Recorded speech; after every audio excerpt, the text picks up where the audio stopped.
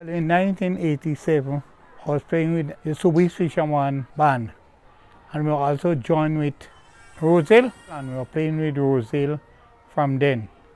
And in those days, in Roselle time, I look at big people playing mass, no children. We don't want no children to play with us because we know definitely if anybody come, we beating them.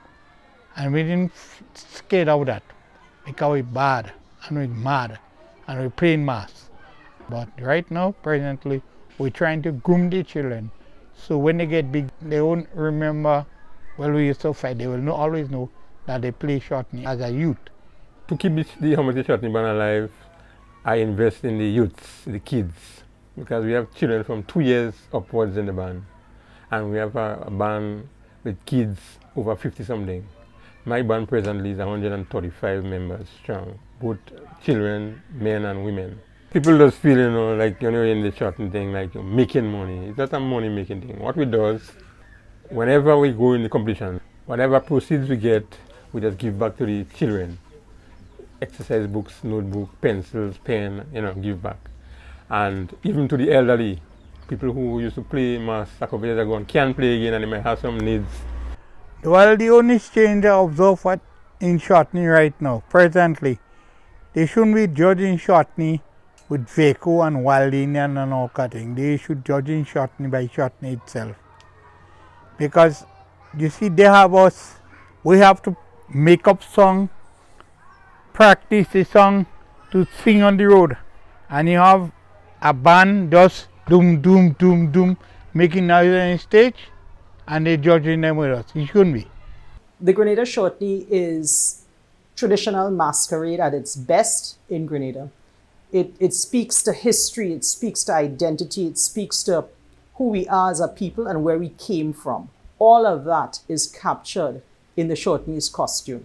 Some Shortknee wear something that looks like a white towel, and that is referred to as in sheep's head. And then there are some that have a massive headdress on the top, which you're not seeing often these days, and that is referred to as in goat's head, And then you look at the tunics that the Shortknee wears. The little bric-a-brac that used to run around the edges of the tunic used to be in red. It's called Igbala, and that means it's a power, The circles, the mirrors that are on the tunics reflect spirits.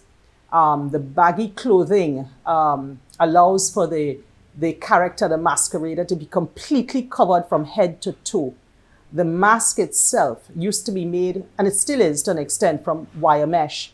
And it has this kind of abstractish facial design on it, that every Shortknee does his own thing. But that and all is linked, that I have found, to our history and our colonial history in particular.